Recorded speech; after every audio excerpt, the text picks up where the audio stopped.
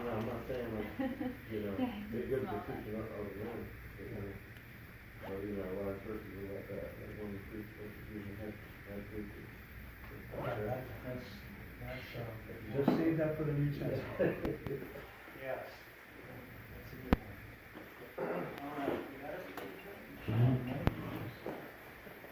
I don't know if it's 10 minutes or not. Close enough. Oh, you can keep going. All right. We're ready. All right. My 10 minutes are fast, 10 minutes.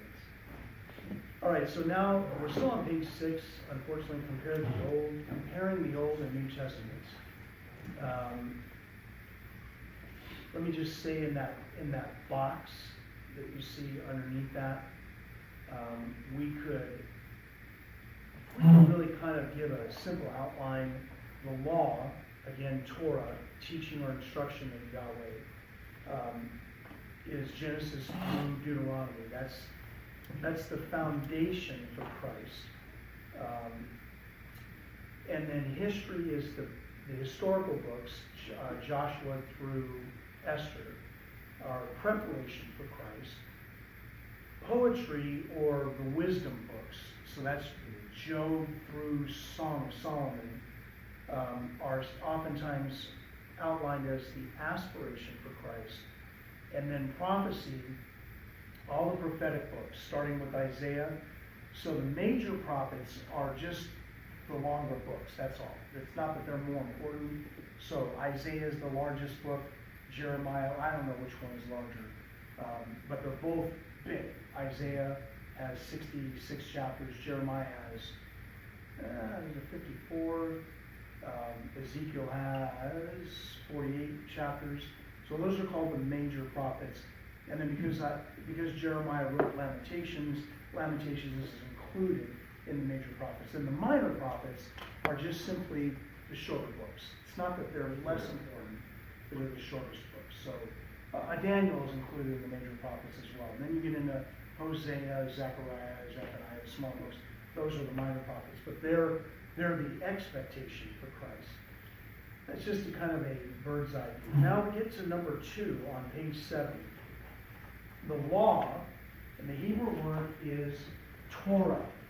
So this is very, very, very important for our study. Is, again, we're defining a term. Law is an unfortunate translation. So even in Psalm 119, oh, how I love your law. It is my meditation all the day. But the Hebrew word is Torah. Torah, and it means teaching.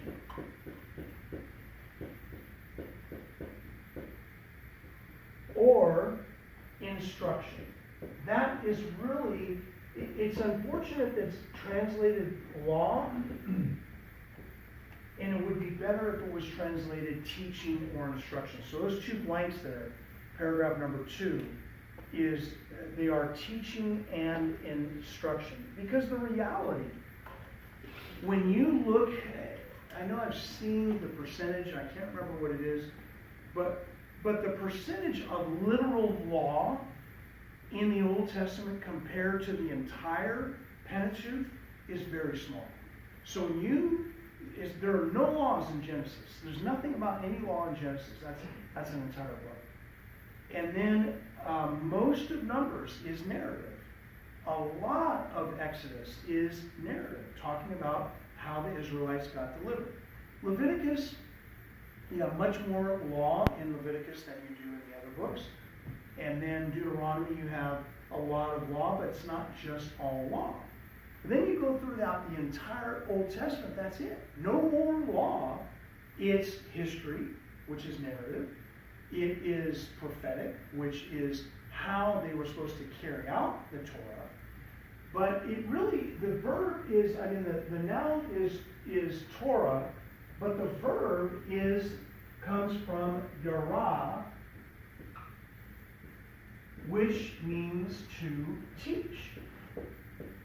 So I'm just saying that because how would the Jew have looked at the Torah? When they when they would say Torah, oh how I love your Torah, were they saying that I just can't wait to get into Exodus 20 through 40 and just study that law? Well, I think at some level, yes, but they were saying, I love the whole Word of God.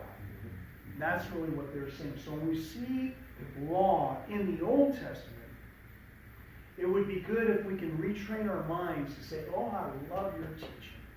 Oh, I love your instruction. So for example, in Psalm 1, verses 1 through 3, how blessed, remember, how extremely happy, to be highly envied, is the man or the woman who does not walk in the counsel of the wicked, nor stand in the path of sinners, nor sit in the seat of scoffers, but his delight is in the, but it's really this, Torah, which is this and this.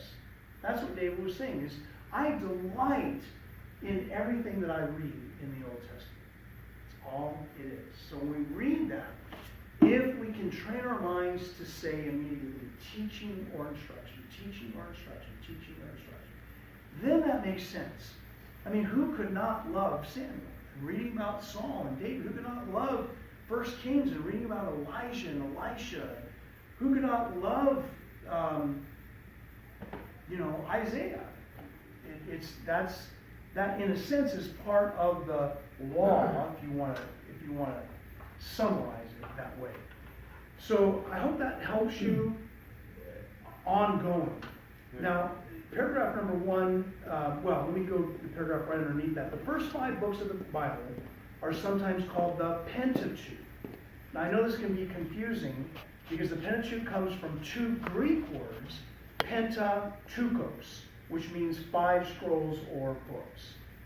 They're also known as the books of the law because they contain laws and instruction given by the Lord through Moses to the people of Israel.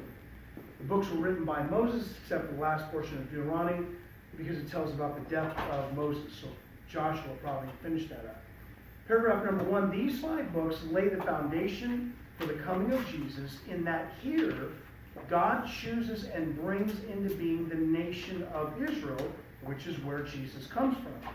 As God's chosen people, Israel became the custodians of the Old Testament. The custodians. I think I might have to just try to bite the bullet and do PowerPoint. Technology and I are not good friends. So if something go wrong, it'll go wrong. We don't mind you writing. All right. So the custodians, the Jews are the custodians of the Torah. And you see that with Jesus, you see that with his apostles who were Jewish. So Israel became the custodians of the Old Testament, the recipients of the covenants of promise, recipients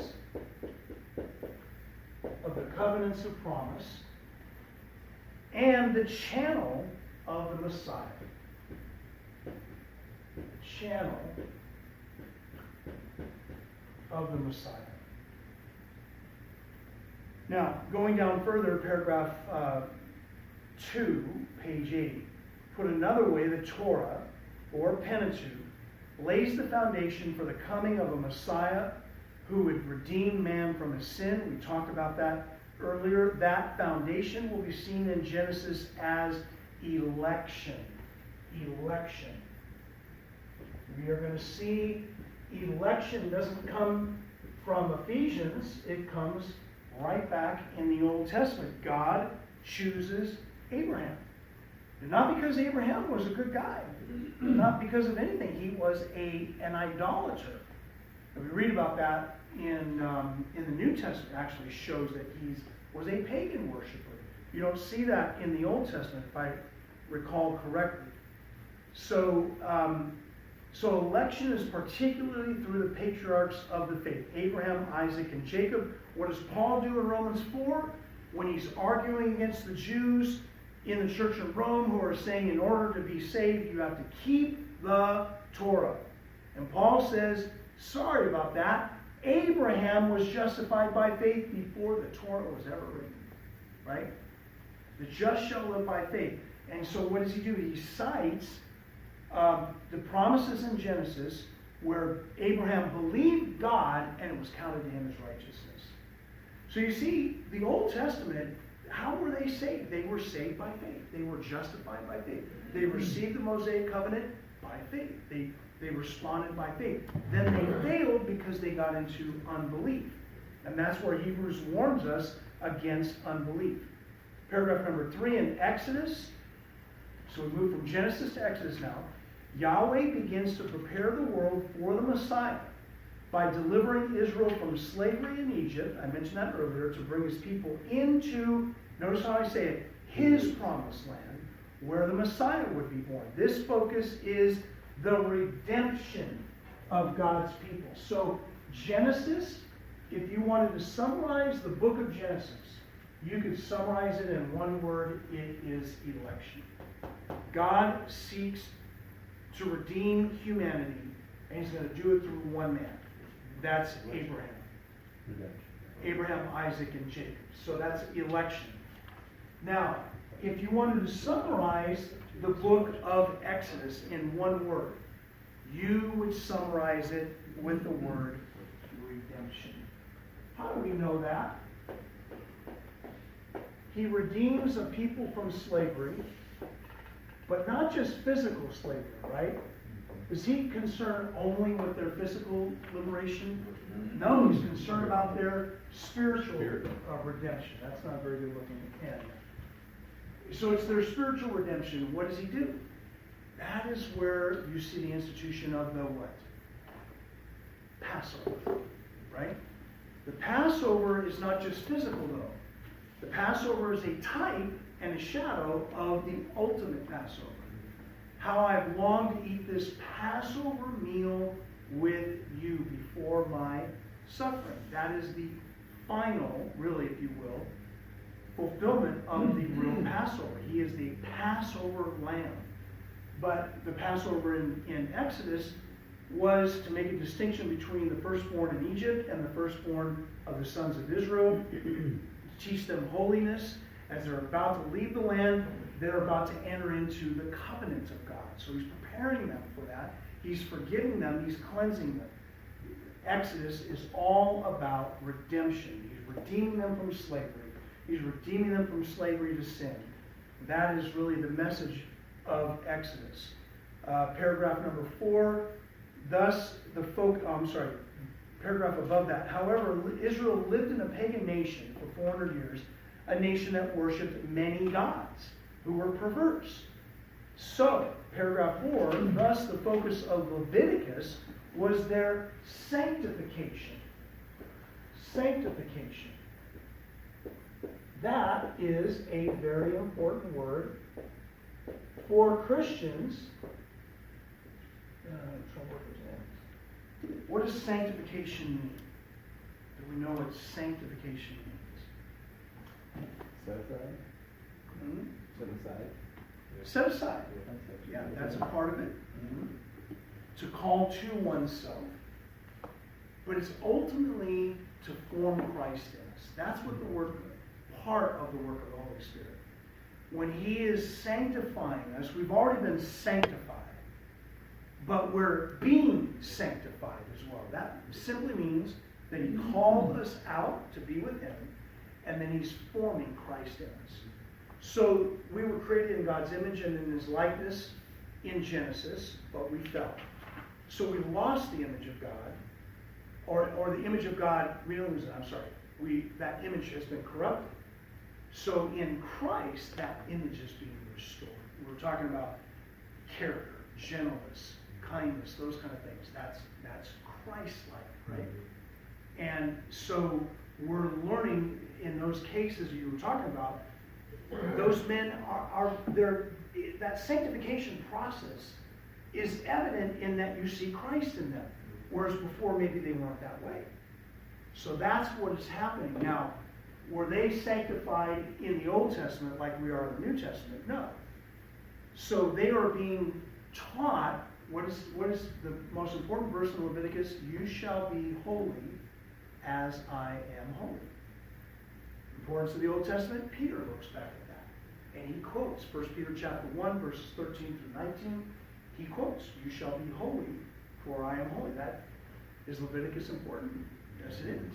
Is he showing them, look, you're so used to living in Egypt, and here's the corruption of these gods and goddesses. I'm not like that. So I want to show you how to worship me in spirit and in truth.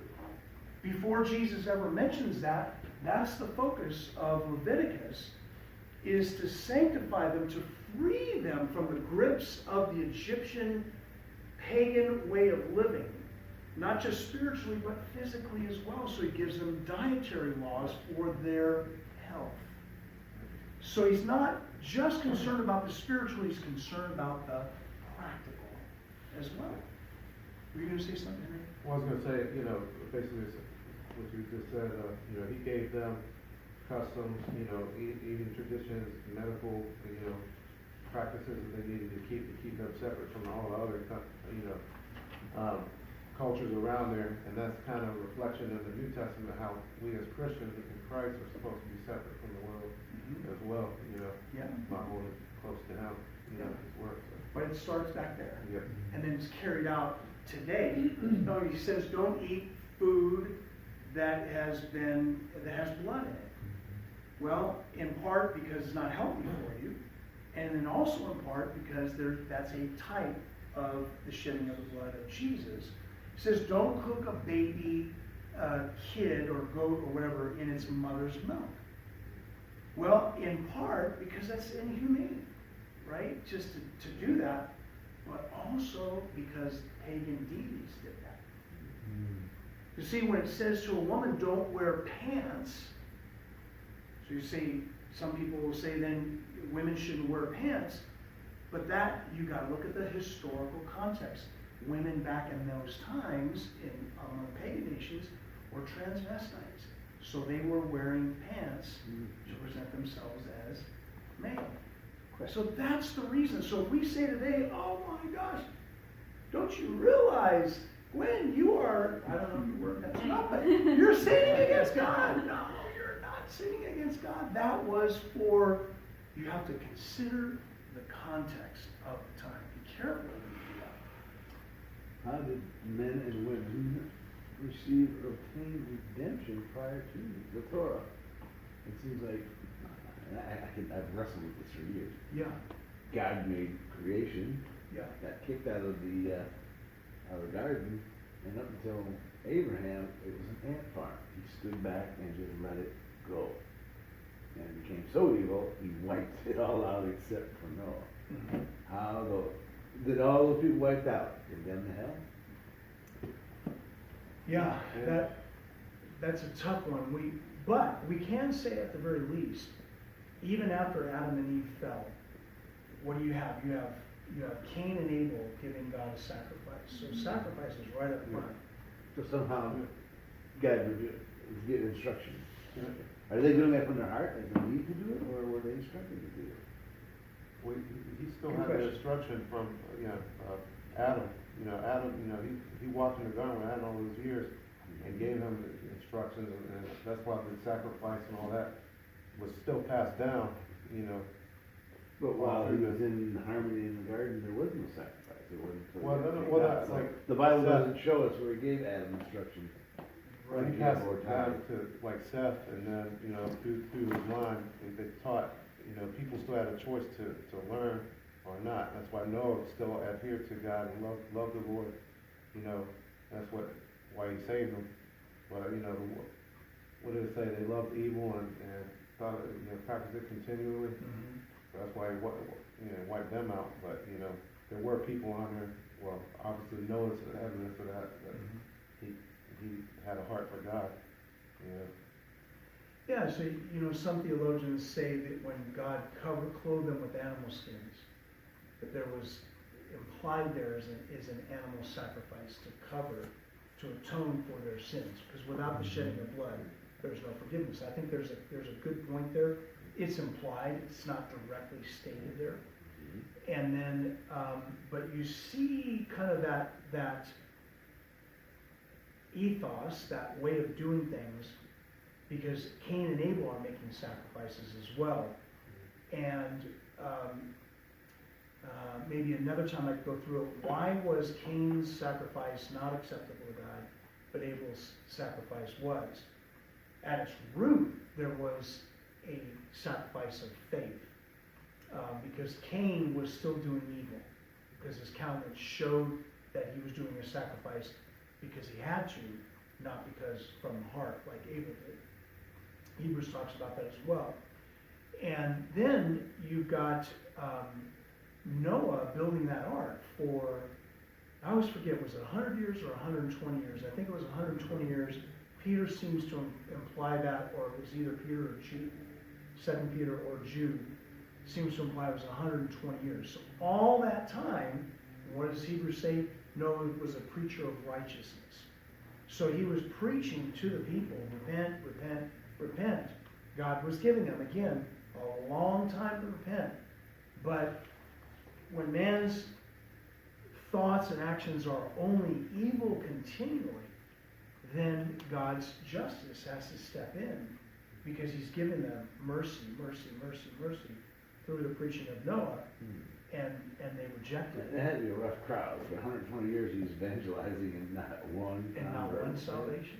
I mean, that's rough. Yeah, it And is. the other thing, I guess, and I read this somewhere, you build an ark, and two things any ship has to have is a means of propulsion Mhm. and a means of directing it. Yeah, So Noah finishes his ark and he sits back and he looks, I have no sail, I have no rudder.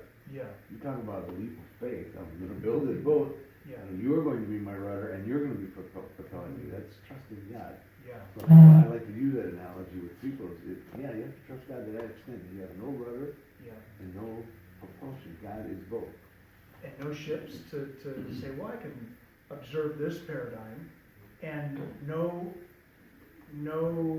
rain, presumably, that you We're both going to get put on the edge. Just built in the middle of the desert. So Yeah.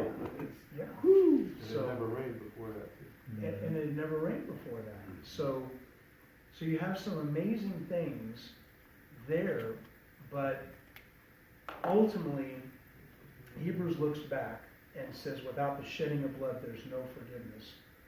So we have to recognize that without that sacrifice, or the sacrifice is given, that's the means whereby God forgives, but he's looking forward to the cross. So how are people ultimately really forgiven? It's by faith. They're looking forward to the cross. I know that my Redeemer lives, Job said. So there's this element that we don't thoroughly understand, where they're looking forward in faith to something that hasn't happened yet, to someone who's not been born yet as well. But where does that come from? God gives them a measure, that measure of faith, and he gives them that measure of truth. But all of that is pointing forward to what ultimately is going to happen. So, all right, so that is Leviticus. Paragraph number 5, a great part of Leviticus taught the people how to worship Yahweh, treating him as holy, how to worship him. None of the competing pagan deities were ever considered holy. I think I've established that. As Yahweh led Israel through the Sinai desert, the Egyptian wilderness, he gave them specific direction on how he wanted them to trust him to lead them into the promised land.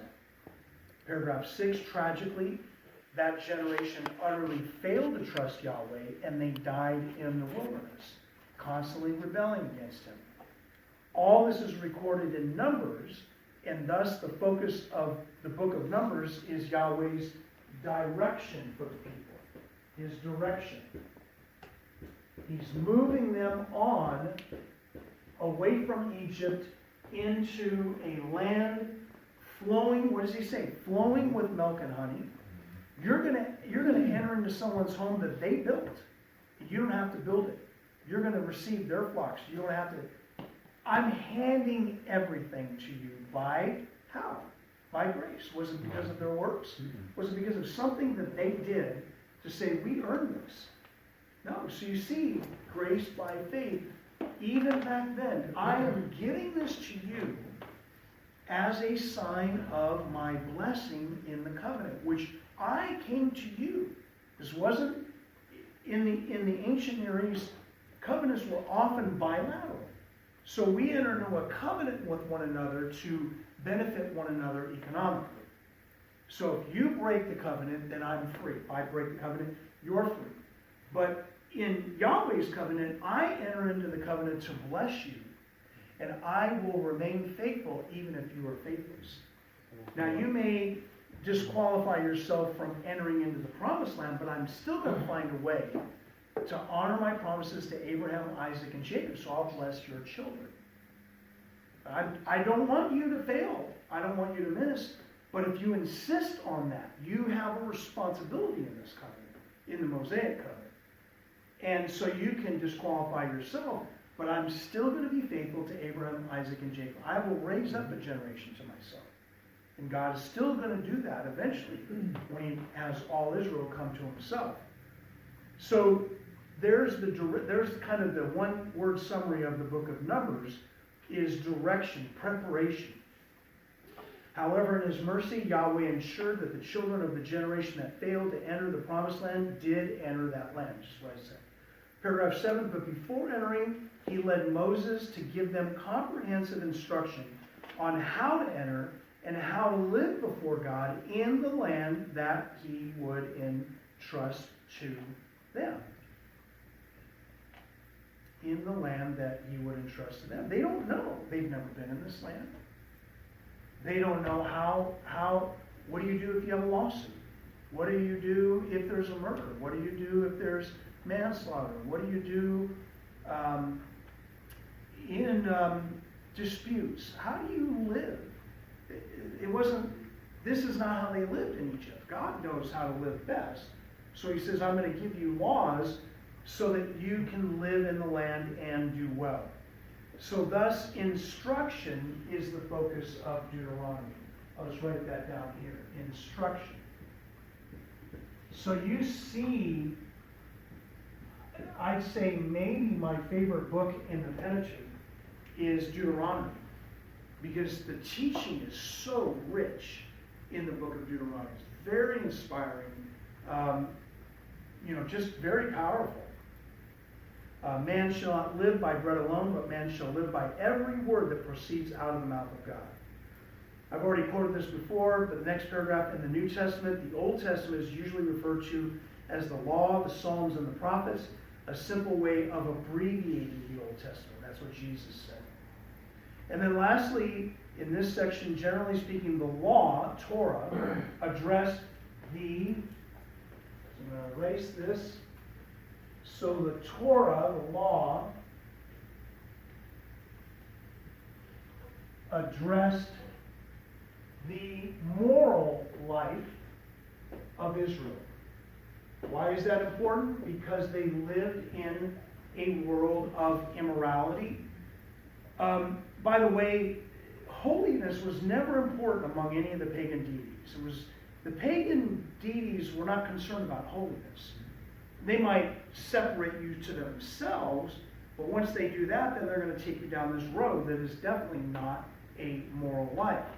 So God, to teach them about himself, is focused on their moral life. That's generally speaking with the Torah. The historical books, Joshua through Esther, address their national life. National life, because that's important. So you see that over and over in Joshua. You see it in Judges. Every man does what is right in their own sight.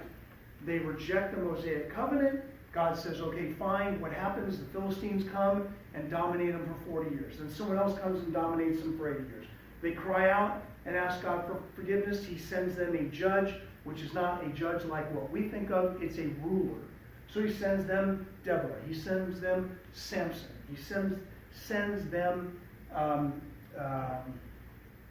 me out, one guy I'm looking for that said, I can't do this. Gideon. He sends them Gideon. But only when they cry out for forgiveness. God sends them a deliverer. They're safe and prosperous for another 40 years. then they fall into idolatry, another nation takes them over, they're captivated by them for 30 years. So what do you see? The cycle, sevenfold cycle. What does it say to us? There's bondage in sin. But it addresses their national life. Then you come to 1st and 2nd Samuel. It's all about the nation's life. 1st and 2nd Kings, 1st and 2nd Chronicles, Ezra, Nehemiah, all address the importance of the national life. Why is that important? Because of the Abrahamic covenant. God promised to give them land. And that land is his gift. It's his blessing. See, in our world, we don't think of the importance of land very much, unless you're a farmer. We kind of take for granted. You live on a property, whether you rent or own a home. Yeah, I appreciate the land that I live on. I got a backyard. But it's hard to go beyond that because you most likely are not living on the land that your father, and mother sweated in blood, sweat, and tears to give to you, because their parents gave that land to them, and their parents gave that land to them, and you're working the land. So you're living off that land. That land is very important. Your animals graze off that land. So now, and you don't sit at a desk. For your work, you're out there milking the cows, you're tilling the ground. So land back then was everything. No wonder they fought over land all the time. For us now, land is not quite as important as it was to them. But when God gives you a land and you have done nothing to earn that land, well, he's not going to just give it to you and say, do what you want, have fun. No, it's his gift. So he wants them to exercise responsibility. I've found I've said so many times, never has land been more important to me than it has been in this year and a half that we've been in Virginia. There's something about the land that brings joy to my heart that California never did. I can't explain why. Just you can't afford to own it in California. Yeah, that's part of it, but there's just... Get a little piece of sidewalk. Hey, it's mine. I can't explain it, but I sure am enjoying it. Then, the poetical or wisdom books, Job, through the Song of Solomon, and especially the Psalms, addresses their spiritual life. Well, we saw that, didn't we, in just the handful of verses that we read in the Psalms, right? Some of the insights into the nature of God in the Psalms are profound. Some of the insights in the nature of God in Job. Or what about Proverbs? Proverbs, no book of the Bible has forged character in me like the book of Proverbs. And that's why I still read it, because I still need work on character. No book of the Bible, Proverbs was when I was in outside sales, I won several awards. With a secular company, before the whole company, I got up to accept my reward, and I said, thank you, Lord Jesus, for it, etc. And then I said, the reason for my success is because of the book of Proverbs. The book of Proverbs is my sales manual. It showed me how to be successful. It showed me how to manage my time. It showed me how to prioritize. So the Proverbs enrich my spiritual life, big time. And then Ecclesiastes as well. And frankly, I'll admit, I don't read Ecclesiastes very much at all. I don't read Song of Solomon very much at all. But even going through this, I know I need to get back to it. Then the prophetic books, Isaiah through Malachi, address their messianic hope. Because that's what every Jew looked forward to, is the Messiah. Messianic hope. So now, what is this? This is not Old Testament theology, although you can see that I'm giving a lot of theology because I'm not satisfied with just superficial. But Old Testament survey, that's really what we're doing. We're surveying now. What is the Old Testament? Is there any rhyme or reason to the Old Testament? How does Exodus connect with 1 Samuel? How does Nehemiah connect with Genesis? How does Nehemiah relate to Malachi? Is there any rhyme or reason? Yes. All preparation. all preparation for the plan of God, which in theology we call salvation history. How God brings salvation and redemption to the world from the very beginning up until now, and what his plan is to do for the future. Because he's going to give us land, the New Jerusalem, ultimately. But in the millennium, we're not going to experience death. The wolf will dwell with the lamb. We're going to, I know tongue in cheek, but I'm going to have pet lions. So you watch when we are in the millennium. I'm going to have pet lions hanging out with me, and just like dogs, but I'm going to have lions with me. I love those things. Enjoy that grooming process. Yeah, but Won't they're have to going do to that in heaven. they're going to eat straw, so I don't have to worry about it. And how all that's going to work, I don't know. But my point is that God is not going to let sin have the last word. He is going to redeem every bit of it, including animals. It's right there in Romans 8:18 through 25. It's in Isaiah 2. It's in Isaiah 11. It's in Isaiah 65 through 66. It's in Revelation 21 and 22. God's not messing around. Everything that he made, that's why Old Testament is important, Genesis 1 and Genesis 2. The New Testament refers back to creation, but doesn't give anywhere near the detail. But what does he say in Genesis 1? I think it's 7 times. God saw what he had made, and it was good. And then it was very good. He is not going to let sin have the last word. He is going to redeem every single bit of it. Sin killed the animals. Sin killed the plants. All of creation is on tiptoes, waiting for the revealing of the sons of God. So creation is subjected to futility right now. It is waiting to get liberated, but has to wait until we get our redeemed bodies. So even our bodies are important to God. So he's going to raise them up as spiritual bodies. Spiritual bodies means when Jesus left the room, he didn't open the door. Boom, he was gone. When he came back, he suddenly appeared. But he said, look, I'm not a ghost. A spirit doesn't have flesh and bone as you see that I have, right? And then in order to truly help them to understand, he ate with them. Several times after his resurrection. He cooked fish for them on the shore of the Sea of Galilee. I've been at the very spot.